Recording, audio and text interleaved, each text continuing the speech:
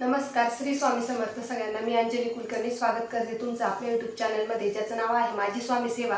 आजची सेवा जी आहे ती कर्जमुक्तीसाठी आहे। एकदम प्रभावी सेवा आहे, एकदम रिझल्ट देणारी सेवा आहे। नक्की करून बघा।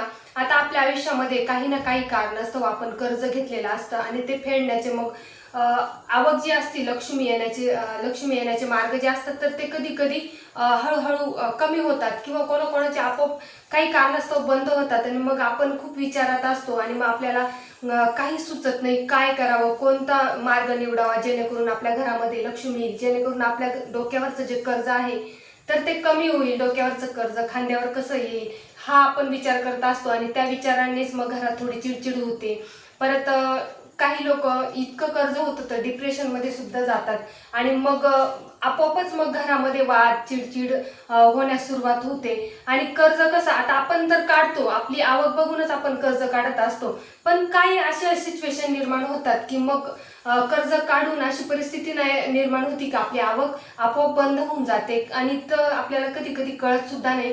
पण त्यासाठी आपल्याला कुठेतरी परमेश्वराची साथ सुद्धा पाहिजे असते। आपण कष्ट भरपूर करतो पण त्या कष्टाला यश परमेश्वर देत असतो, त्याच्यामुळेच आपण हे छोट्या छोट्या सेवा करत असतो। आता काही सेवा अशा आहेत 5 मिनिटाच्या 10 मिनिटाच्या, पण अनन्यसाधारण महत्व आहे, अनन्यसाधारण त्याचा रिझल्ट आहे की आपण या सेवा करतो, आपण आपल्याला विश्वास बसत नाही।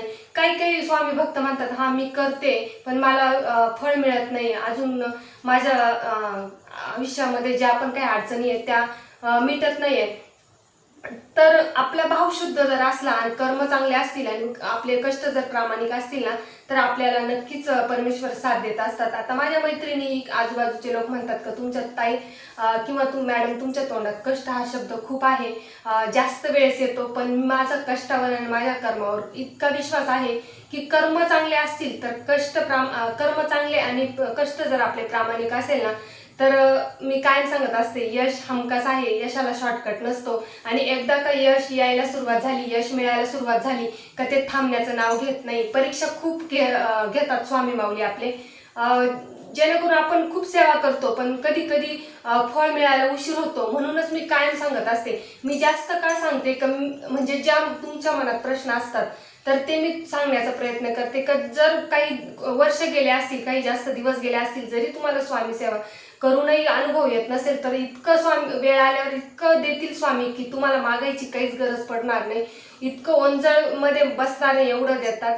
म्हणून सांगते सेवा ही प्रामाणिक करा, निस्वार्थ करा, कोणाबद्दल वाईट हेतू ठेवू नका, आपल्याला आपोआप सेवेचं फळ मिळतं। आता आजची जी सेवा आहे तर ती कर्जबाजारीपणा दूर होण्यासाठी, दारिद्र्य नष्ट होण्यासाठी आहे, अत्यंत प्रभावी सेवा आहे। बघा गुरुचरित्र जो ग्रंथ आहे आपल्याला वेळ नसतो पठण करायला किंवा पारायण करायला वेळ नसतो, बऱ्याच स्त्रियांना इच्छा असूनही करू शकत नाही।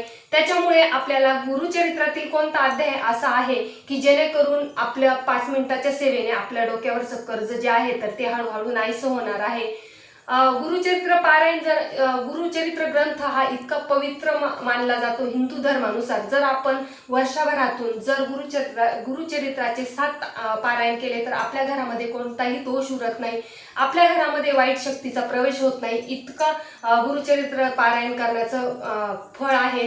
तर ते गुरुचरित्र पारायण तर तुम्हाला शक्य होत असेल तर गुरुचरित्र पारायण करायचंच आहे, पण गुरुचरित्र पारायण करायला एवढा वेळ नाहीये, 2-2.5 तास तुम्हाला द्यायला वेळ नाहीये, कामाच्या निमित्ताने बाहेर जाताय तर आपल्याला अगदी 5 मिनिटाची सेवा करायची आहे, तर तीच 5 मिनिटाची सेवा आपल्याला खूप फळ देऊन जाणार आहे।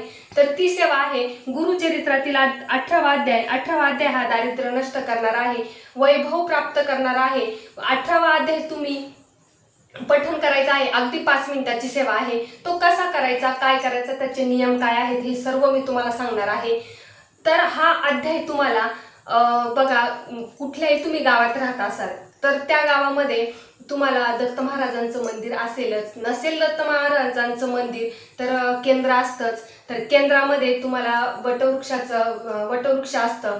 तर आता आपल्याला हा अध्याय कुठे वाचायचा, जर तुमच्या गावामध्ये दत्त महाराजांचं मंदिर असेल तर तुम्ही हा 18वा अध्याय दत्त महाराजांच्या मंदिरात वाचू शकता किंवा केंद्रात वाचू शकता, किंवा केंद्रामध्ये वटवृक्ष असेल तर त्याच्या खाली हा गुरुचरित्राचा 18वा अध्याय वाचायचा आहे। तुम्हाला मागच्या व्हिडिओमध्ये पण सांगितलं होतं की औदुंबराच्या वृक्षाखाली दत्त महाराजांचं निवासस्थान मानलं जातं आणि जी पण आपण सेवा करतो तर ती अत्यंत प्रभावी ठरली जाते, महत्वाची ठरली जाते. जी पण काही सेवा आपण औदुंबर वृक्षाखाली करतो तर ती लवकरात लवकर त्याचं फळ आपल्याला मिळतं. तर तुम्हाला हाच 18वा अध्याय, गुरुचरित्रातील 18वा अध्याय तुम्हाला औदुंबर वृक्षाखाली करायचा आहे, पठण करायचं आहे. हा 18वा अध्याय तुम्हाला फक्त 5 मिनिटं लागणार आहे. जर औदुंबर वृक्ष नसेल तर तुम्ही केंद्रात पठण करू शकता, दत्त महाराजांच्या मंदिरात पठण करू शकता. आणि हे कुठेही काही जमलं नाही तर तुम्ही हाच 18वा अध्याय तुम्ही घरात देवासमोर, स्वामींसमोर, दत्त महाराजांच्या फोटो समोर पठण करायचं आहे. स्वामी काही म्हणत नाही का तुम्ही हे इथे जाऊन करा, तिथे जाऊन करा. जर आपला भाव शुद्ध असेल आणि प्रामाणिक सेवा असेल ना तर आपण ही सेवा घरी बसून सुद्धा स्वामींना प्रसन्न करू शकतो. कारण की स्वामी म्हणतात तुम्ही जर प्रामाणिक असाल आणि तुमचा भाव जर शुद्ध असाल, तुम्ही परिस्थिती अशी निर्माण करा का तुम्ही माझ्या भेटीला नाही आले तर मी तुमच्या भेटीला नक्की आलो पाहिजे, अशी तुम्ही परिस्थिती निर्माण करा. तर तुम्ही आता एवढं शक्य नाही झालं तर मी तुम्हाला सांगितलंच आहे, घरात छान शुद्ध गाईच्या तुपाचा दिवा लावायचा आहे, धूपदीप लावायचा आहे. आणि ही सेवा करताना तुम्हाला स्वामी महाराजांचा फोटो किंवा दत्त महाराजांचा फोटो लागणार आहे. त्याच्यामुळे प्रत्येक घरामध्ये मी तर म्हणेल स्वामी महाराजांचा फोटो, दत्त महाराजांचा फोटो हा हवाच आपण. कारण की ज्या पण सेवा करतो तर फोटो आपल्याला गरजेचा आहे. तर औदुंबर वृक्षाखाली जर तुम्हाला पठण करायचं आहे तर तुम्हाला आता संकल्पयुक्त सेवा करायची आहे. ही सेवा तुम्हाला 40 दिवसाची करायची आहे.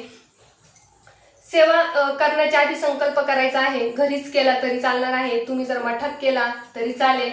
पण तुम्ही ज्या दिवशी सेवा कराल त्या दिवशी तुम्हाला संकल्प करायचा आहे. संकल्प तुम्हाला माहितीच आहे, खाली तामण घ्यायचं आहे, उजव्या हातात शुद्ध पाणी घ्यायचं आहे, पिण्याचं पाणी. त्याच्यावर हळद, कुंकू, अक्षता, पुष्प घेऊन आपलं स्वतःचं नाव, गोत्र उच्चार करायचा आहे आणि आपल्या मनातील इच्छा सांगून स्वामींना म्हणायचंय की जी मी सेवा करणार आहे तर ती निर्विघ्नपणे पूर्ण करून घ्या, माझी मनातील इच्छा पूर्ण करा.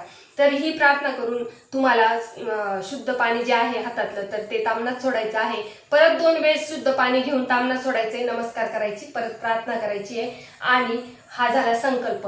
संकल्प झाल्यानंतर तुम्हाला सेवेला सुरुवात करायची आहे. जर औदुंबराच्या वृक्षाखाली तुम्हाला ही सेवा करायची आहे तर तुम्ही तिथे सुद्धा आधी अगरबत्ती वगैरे लावून तुम्ही प्रार्थना करायची आहे दत्त महाराजांना. जी पण मी काही सेवा करते म्हणजे गुरुचरित्रातील 18वा अध्याय जो आहे तर तो कर्जमुक्तीसाठी म्हणजे प्रार्थना करायची आहे की जो मी 18वा अध्याय आहे तर तो कर्जमुक्तीसाठी पठण करणार आहे. तर हे जे माझ्या डोक्यावरचं कर्ज आहे तर दत्त महाराज हळूहळू हे कमी होण्यास मदत करा. आणि कष्ट तर आमचे राहणारच आहे, या कष्टाला यश द्या, ही तुम्हाला प्रार्थना करायची आहे. कारण की प्रार्थना तुम्ही कराल का कर्ज मुक्त करा, आणि जर तुम्ही प्रयत्नच केले नाही कर्ज फिटण्यासाठी तर स्वामी महाराज आणि दत्त महाराज काही आपल्याला आणून नाही देणारे, आपल्याला कष्टाला फक्त फळ देत असतात. हे मी वारंवार सांगत असते. कारण की सांगण्याचा उद्देश हाच की आपोआप कुठलीच गोष्ट घडत नसते, त्याच्यासाठी आपल्याला 100% प्रयत्नही तेवढेच करावे लागतात. दत्त महाराजांच्या मंदिरात जर तुम्हाला पठण करायचं असेल तर तिथे तुम्ही सकाळी किंवा संध्याकाळी कोणत्याही तुमची वेळेत तुम्ही पठण करू शकता. फक्त जी सेवा तुम्ही 40 दिवस करणार आहे तर त्या सेवेची वेळ जी आहे तर ती ठराविक करा आणि सातत्य ठेवा. आपण म्हणतो की सेवा मी करते पण फळ मिळत नाहीये, अनुभव येत नाहीये, कारण आपल्या सेवेमध्ये सातत्य असलं पाहिजे, शुद्ध भाव पाहिजे. आणि जी पण आपण सेवा करतो ते अपेक्षा नका ठेवू. तुम्ही जरी 40 दिवसाचा संकल्प करणार आहात तरी पण स्वामी महाराजांवर विश्वास ठेवा की ही आपण सेवा करणार आहे. आपण मनातली इच्छा सुद्धा सांगितलेली आहे तर स्वामी महाराज आपली इच्छा पूर्ण करणार आहे. विश्वास ठेवून आपली ही सेवा पूर्ण करायची आहे. बघा, अनुभव नक्की येईल आणि 40 दिवसाच्या आत तुम्हाला हळूहळू तुमचं कर्ज सुद्धा कमी व्हायला मदत होईल. म्हणजे कर्ज कमी व्हायला मदत होईल म्हणजे काय होतं नेमकं, ज्यावेळेस आपण सेवा करतो ना तर कुठेतरी स्वामी माऊली आपले लक्ष्मी येण्याचे मार्ग मोकळे करत असतात. कोणता तरी तुम्हाला असा परिस्थिती निर्माण करतील स्वामी माऊली की जेणेकरून तुमच्या घरामध्ये लक्ष्मी येईल.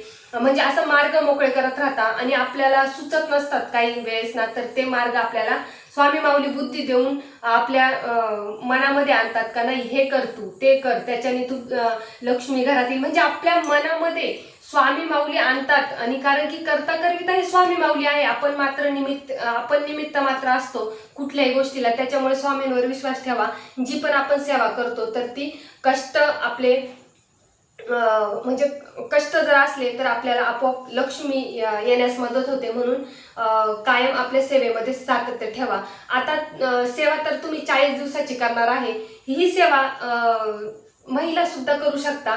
आणि 18वा अध्याय अगदी 5च मिनिटं लागणार आहे महिलांनी केला तरी. आणि घरी जरी केला तरी तुम्हाला एकच वेळ ठरवायची आहे. जर ठराविक वेळेत आपण सेवा केली ना तर ती अत्यंत 100% फळ देऊन जाते बरं का.